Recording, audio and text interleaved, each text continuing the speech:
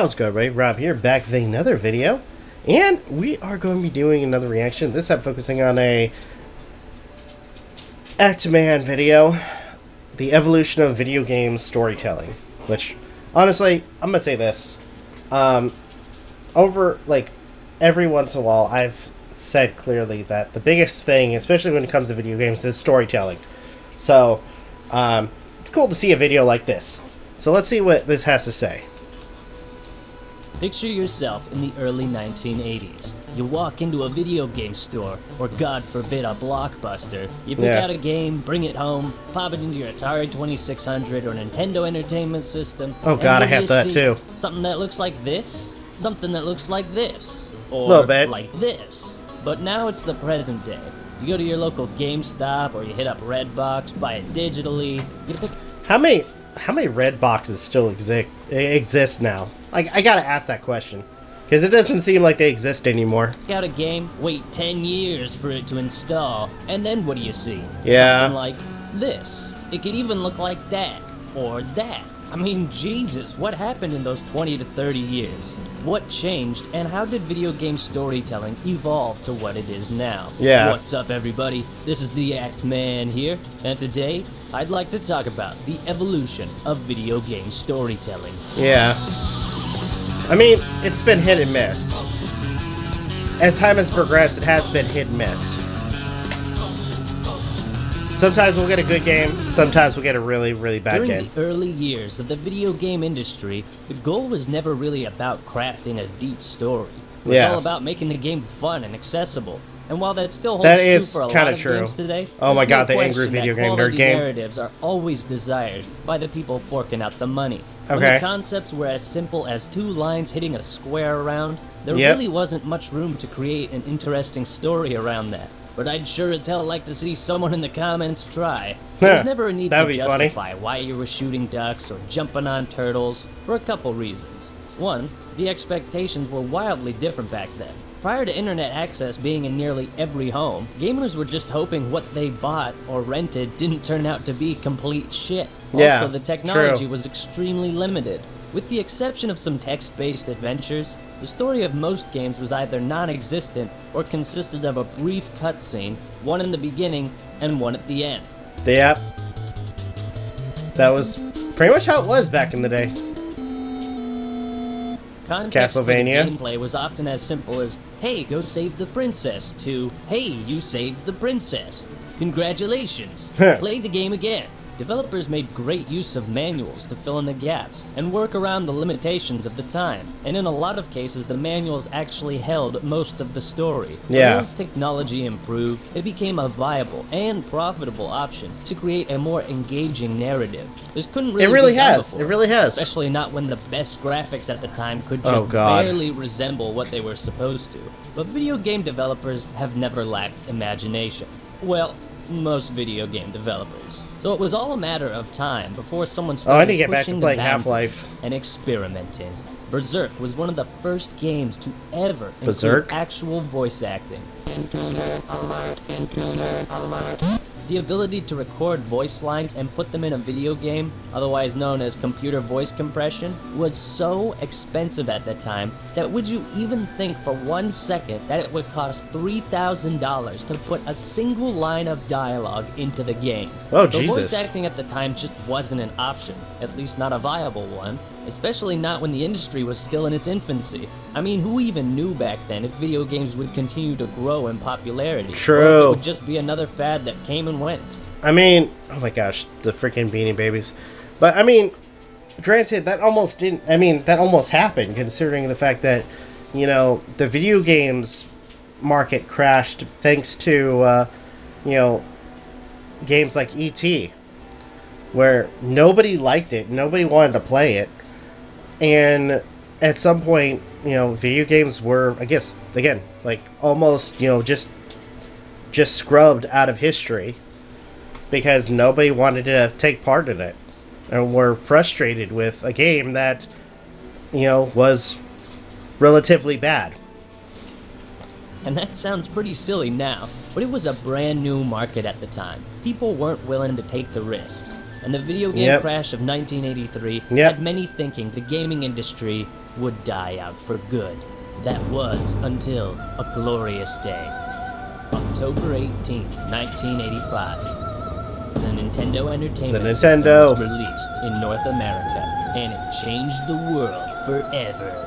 It's the Legend of Zelda, and it's really rad. Those creatures from Ganon are pretty bad. Suddenly, that's so funny. Game developers started experimenting, trying new things that wouldn't have been possible before. This new console seemed light years ahead of its time, and it had a dominant monopoly across the video game market. So people knew this was the real deal. Yeah, you had like the little Nintendo gun. On board the Nintendo Express to make themselves some sweet, sweet coins. The technology was still very rough, but storytelling in video games had started to evolve.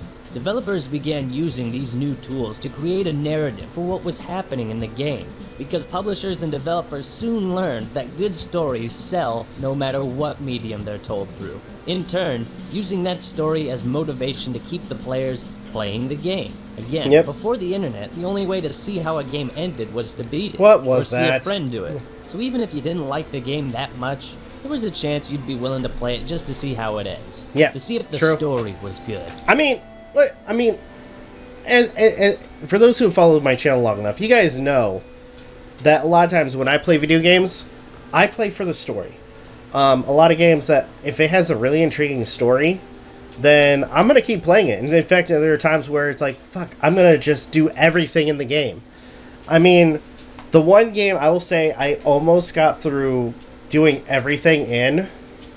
I'm sure there's quite a few things that I missed, but ultimately the one that I really enjoyed, I enjoyed so much that I wanted to try to like complete it or finish it or like 100% it to the best of my ability, was The Witcher.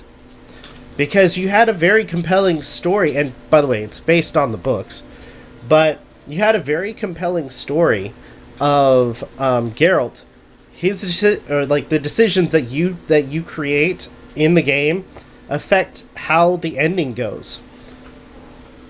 And to be frank, I got the best ending, so yeah. Now, there's no real timeline of when certain methods of video game storytelling started to become mainstream. Cutscenes, dialogue, voice acting, motion capture, all that jazz. Oh, I'm no historian that can give you concrete dates, but I think the timeline I have mapped out for the rest of this video will be pretty accurate. Okay. At this point, developers had learned one of the greatest strengths of video games, being an interactive experience. It is. Oh.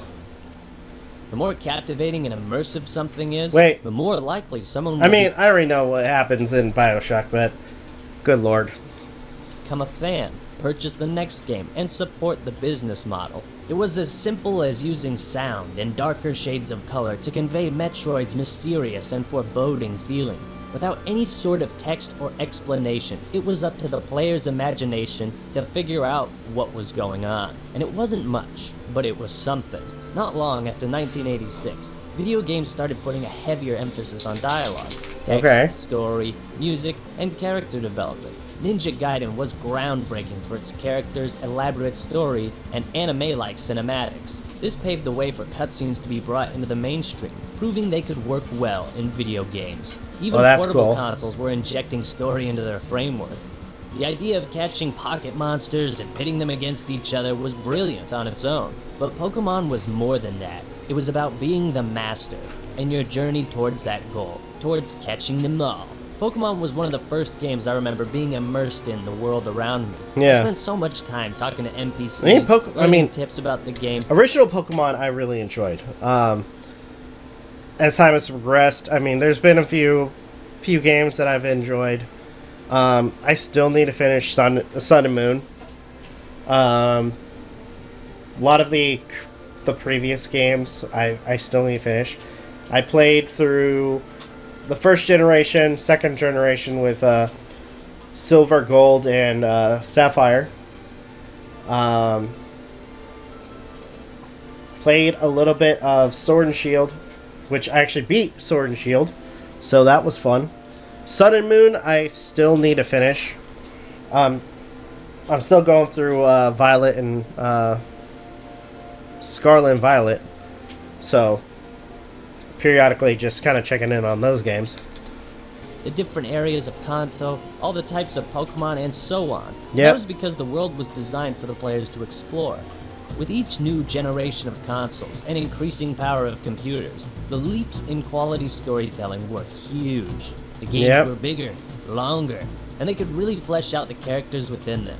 Earthbound, Secret of Mana, Final Fantasy III, Legend of Zelda: Link to the Past. Narratives became much more important on the Super Nintendo than they were on the NES, and the release of Chrono Trigger popularized the idea of multiple endings, thus creating a way for game developers to add massive replay value and a story arc that had multiple branches, not just a single trunk. A couple consoles hopped onto the scene soon after. You might have heard of them. I don't know, they were something like the PlayStation, and there was another one called the Nintendo 64.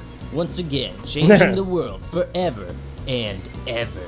This is when a new craze started to take the gaming industry by storm and created the most important innovation in video game narratives ever. Okay. Three-dimensional graphics. Oh yeah, true. Ocarina of Time, widely considered as the greatest game of all time, Ocarina of Time was one of the most revolutionary in terms of storytelling. It was. I mean, granted, it had its faults back for how it was made back in the day, but you know what? It did what it did what it could with what technology they had. Due in large part to the 3D visuals, world exploration, and writing. Think about the potential you have when working in a 3D space compared to a 2D space. There's so much more you can do when you aren't restricted to a flat plane. No offense, Mr. Game & Watch, but when technology opens up new possibilities for gameplay to evolve, so too does the evolution of storytelling follow. Now, this isn't meant to discredit 2D games, but worlds and characters feel so much more alive and real with that extra dimension. This explosion of 3D graphics opened up doors for new genres and types of games to thrive. Horror and stealth games burst onto the scene with Silent Hill, Metal Gear Solid, and Splinter Cell. The first-person genre gained huge traction with the releases of Half-Life, GoldenEye, Dark Forces, Duke Nukem 3D, Quake, Halo, and so many other good-ass games. The idea of experiencing not just the gameplay, but the story through the eyes of the player character has become a staple of video game storytelling. The silent protagonist was a vessel for the player to see themselves as the hero and impart their own interpretations of that character. And not-so-silent protagonists were also able to immerse players in the game stronger than ever before. Don't have time to play with myself. And what I think is so funny is how unnecessary it was for games like Mario Tennis, Mario Party, or even Super Smash Bros. To have any sort of cutscenes or story, but because the technology allowed it, why not? The opening and ending cinematics to Super Smash Bros. Just gives you a pretty vague idea of what the context for these fights are, but they also added so much charm to the game. And this just goes to show how every type of video game, even those that previously had no story and never needed one, could be pushed to add that little bit of context for the player, to immerse them just a little bit more. Video game narratives would continue to grow and evolve. I mean, as you're playing a game, the game has to give you a reason to want to continue playing it. It's if you know the characters are bland, if the story itself doesn't grab you, you're not going to want to play it. I think that's the bottom line. Is nowadays, especially, I mean, content again with adding with in terms of like adding story to various games. I mean, I would say that is somewhat important because then again, stuff like that, it will motivate you into wanting to play. With the Xbox, GameCube, and PlayStation 2 in the 21st century. And this is when a very important type of video game storytelling emerged. Similar to Chrono Trigger and Symphony of the Night, the ideas of multiple paths, choices, morality, and a branching narrative could be implemented in video games on a much larger scale, and huge open worlds became possible to build in 3D environments. Games like Fable, Knights of the Old Republic, Morrowind, Jade Empire, Tales of Symphonia, Paper Mario: The Thousand-Year Door started to emerge and brought with them incredible stories and worlds to explore. The Thousand-Year Door is one of my favorite games of all time for many reasons, but one of the best things about it is how much optional dialogue there is to read. You can ask your partner about any location and any NPC throughout the entire game, and there are tons of them. This means you can always learn more about the settings and characters outside the main narrative if you want to. Open world games and RPGs would be forever changed, because rather than going on a linear path and experiencing the same story every time, players could go search for those side stories. Players could stray from the main path and discover something else entirely. The number of options and order you could progress through these types of games made each playthrough unique and gave developers freedom to inject some pretty awesome side stories and lore, while also giving many reasons to replay the game. In Knights of the Old Republic 2, you had at least 4 unique playthroughs based on your gender and alignment to the dark side or light side. Oh gosh. Okay. Sound and audio quality increased tremendously. Voice acting became much more prevalent, creating authentic characters. No longer did we have to assume the tone behind the words. Voice acting is good. Because we could feel it in their voice. With a lot of things. A miserable little pile of secrets. But enough talk. How about you?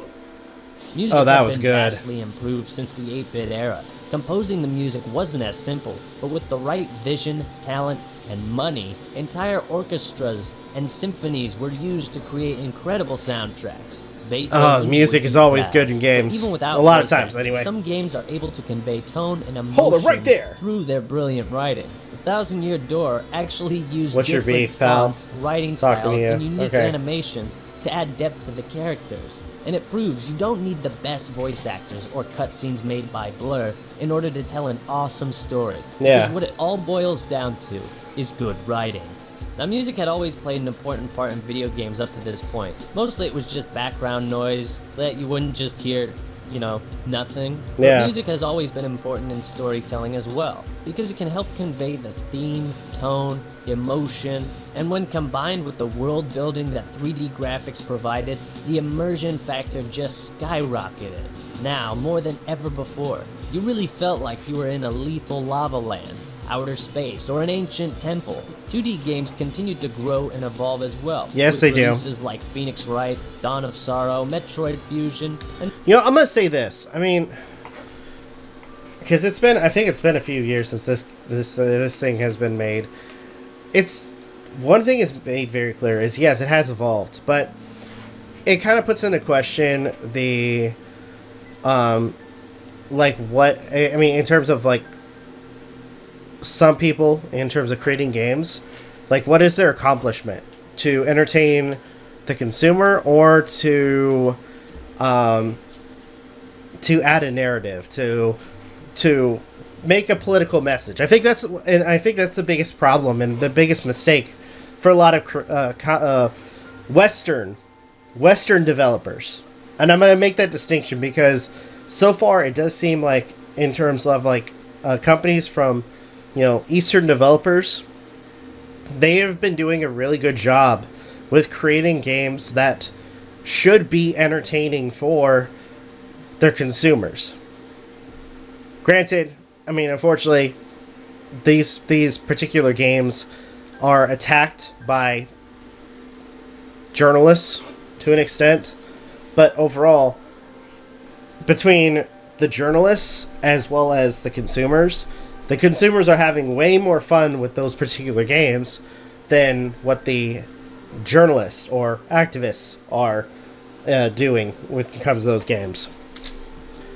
And many others, proving that 2D games would always have a charm and a place in a video game industry, no matter how beautiful and immersive 3D might be. But one of the greatest improvements from the Nintendo 64 and Sony PlayStation was the cinematic cutscenes. Games like Halo 2, Armed and Dangerous, and Metroid Prime started to become more movie-like with their vivid imagery and structure of narrative.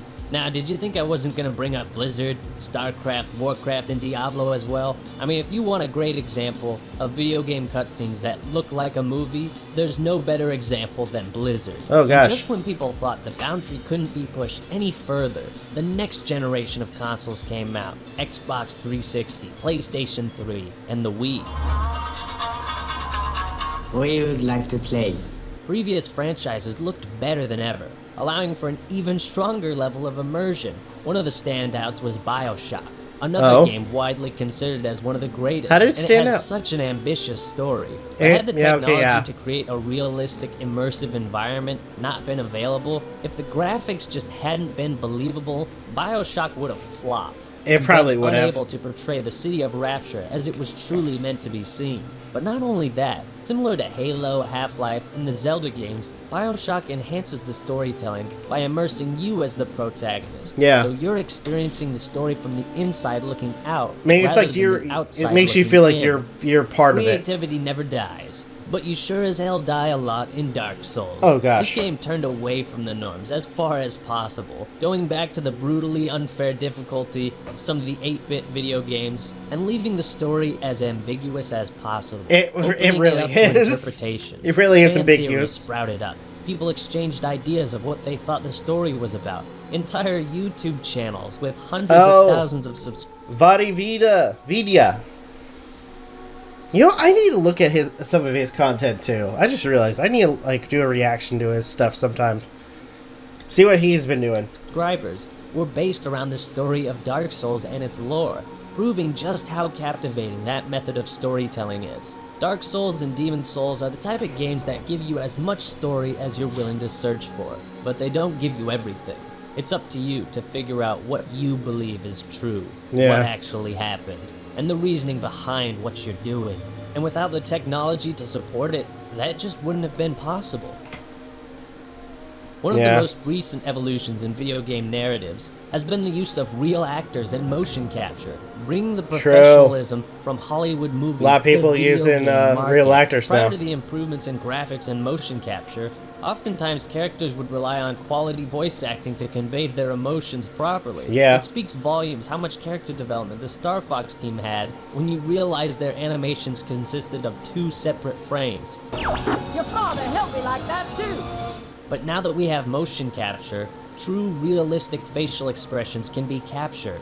L.A. Noire has some of the most realistic looking That's what it was. humans I I've mean, ever L.A. seen Noire in was a one of those game. games that was Remember known for how that. I said it cost $3,000 to put 1 line of dialogue in? Well, you want to know how far we've come since then? L.A. Noire used 32 separate cameras for motion capture. Oh, God. That is quite a big leap, and it's all due to technology.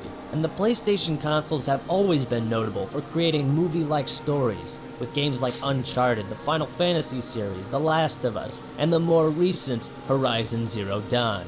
There is a downside to all these innovations that I haven't mentioned yet, but if a game prioritizes its story above everything else, and it doesn't give the gameplay the necessary attention to be fun, engaging, and fair, then the game can just turn out to be not fun. As storytelling continues to grow, developers need to remember, the first priority is to make a game fun.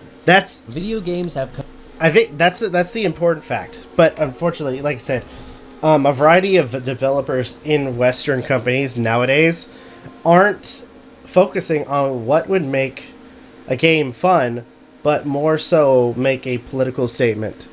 That's the big. Again, it's like why? Why would you do that? Why would you, just devalue your client base or your customer base just because you want to make a statement? Come a long way as technology has improved. So has the ability and creativity of narratives opened up to allow for just about anything. And virtual reality seems to be a hot topic of contention nowadays. And though it has been a bit of a niche in the past that's resurfaced here and there, it feels like this is the time where it will be the next proving ground for developers to once again push the boundaries. And it looks to be the new area of innovation in video game storytelling. Since the early days of Pong, through the 8-bit, 16-bit, 64-bit, CD, Blu-ray consoles, developers have been constantly learning and adding to their games. All the different pieces that make up a video game story that we take for granted today had to start somewhere. Each console brought new innovations that were revolutionary at the time. There are a lot of specific games that brought those new innovations to the video game industry for the first time, creating a metaphorical shed full of tools and ideas that developers have at their disposal. With all the evolutions that video game stories have undergone up to this moment right now, I think it's safe to say they will continue to evolve and grow beyond our current imaginations. I mean, like I said, it will continue to evolve, but there is that hint. There will always be that continuous hindrance of of creativity with a variety of different companies, where you have people who are basically shouting, threatening to have their thoughts and opinions added onto a game when it isn't really necessary. So, good lord. This was, I will say, a good video. With him talking about the history of video game storytelling. And like I said, I always believe that one of the most important things in terms of like you playing a game is overall if the game itself has compelling story or a compelling story. So, all in all, you know, good video, great response to that. But overall, I really enjoyed this. So, anyway, thanks for now. I'm gonna go ahead and end the video here. Thank you guys so much for watching. Truly appreciate it. If you guys can, please leave a like, comment, share, subscribe, all the good stuff. If you guys will follow us on social media, it's all in the description down below, as well as check out our daily content and the weekly podcast. With that being said, this is Rob Novakast signing off. Have a good one. Take care, and I'll see you guys next video.